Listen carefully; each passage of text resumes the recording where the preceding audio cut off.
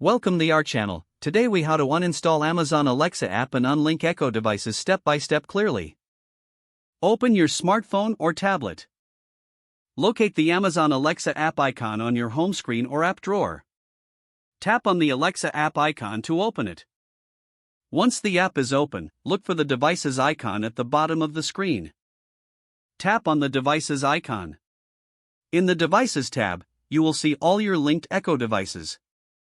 Select the device you wish to unlink. Scroll down the device settings page until you find Deregister. Tap on Deregister.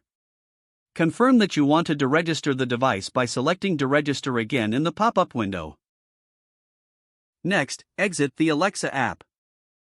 To uninstall the Alexa app, go to your device's home screen or app drawer. Press and hold the Alexa app icon until a menu appears. Select Uninstall or Remove from the menu options. If prompted, confirm that you wish to uninstall the app.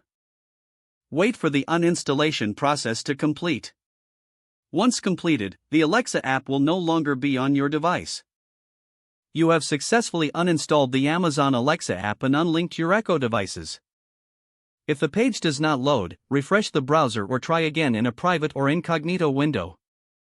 Make sure you are using the correct email address, then retype it carefully to avoid small typos.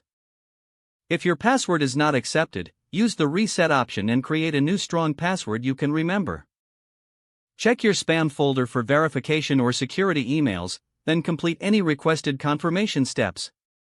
Enable two-factor authentication if available to improve account security and reduce unauthorized access risk.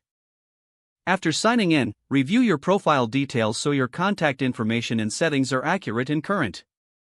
If you see an error message, note it down and try again after restarting your device and internet connection. Log out when you finish, especially on shared devices, to keep your account and payment information secure. If the page does not load, refresh the browser or try again in a private or incognito window.